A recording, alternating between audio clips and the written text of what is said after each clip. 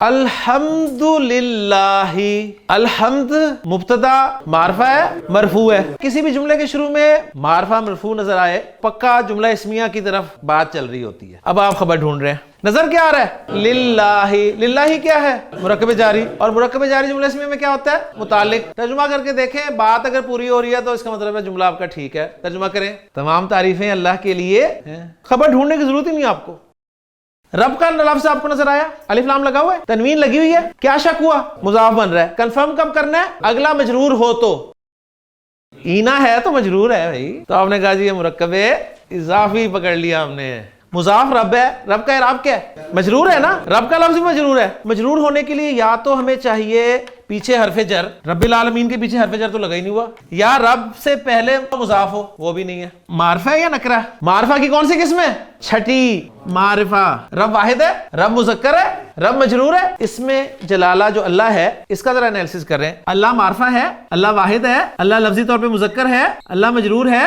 جب دو اسماء چاروں اعتبارات سے ایک دوسرے جیسے ہو جائیں تو کیا بنتا ہے؟ مرکب توصیفی. پہلا والا موصوف بناتے ہیں، دوسرا صفت بناتے ہیں. یہ اصل میں رب مجرور کیوں ہے؟ اللہ کی صفت ہونے کی وجہ سے. تمام تعریفیں تمام جہانوں کے رب اللہ کے لیے ہیں. الرحمانی، یہ تو صفت ہوتی ہے جی. معرفہ واحد مذکر مجرور. ایک صفت رب العالمین ہے، دوسری صفت الرحمن ہے. تمام تعریفیں رب العالمین الرحمن اللہ کے لیے ہیں. الرحیمی معرفہ واحد مذکر مجرور. اب کہیں یہ بھی صفت ہی ہے. میں اسے موصوف بنا کے اس کی صفت کیوں نہ بنا دوں بھائی؟ ایک موصوف کی تو کئی صفتیں آ سکتی ہیں، صفت کی صفت نہیں آتی. تمام تعریفیں رب العالمین الرحمن الرحیم اللہ کے لیے ہیں. مالکی، الف لام بھی نہیں ہے، تنوین بھی نہیں ہے. آپ کا ذہن فوراً گیا وہ مرکب اضافی. کنفرم کب کرنا ہے آپ نے؟ جب آگے دیکھا مجرور، لیکن جو مجرور ہے اس پہ بھی الف لام نہیں ہے، تنوین نہیں ہے. پھر خیال گیا وہ پیچیدہ مرکب اضافی. آگے دیکھا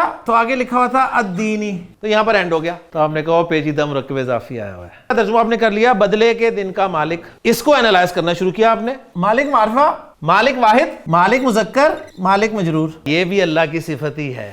تو گویا آپ نے رزلٹ یہ نکالا کہ رب العالمین ایک صفت، الرحمن دوسری صفت، الرحیم تیسری صفت، مالک چوتھی صفت. تمام تعریفیں رب العالمین الرحمن الرحیم بدلے کے دن کے مالک اللہ کے لیے ہیں. سبحانک اللہم و بحمدک، اشہد ان لا الہ الا انت، استغفرک و اتوب الیک.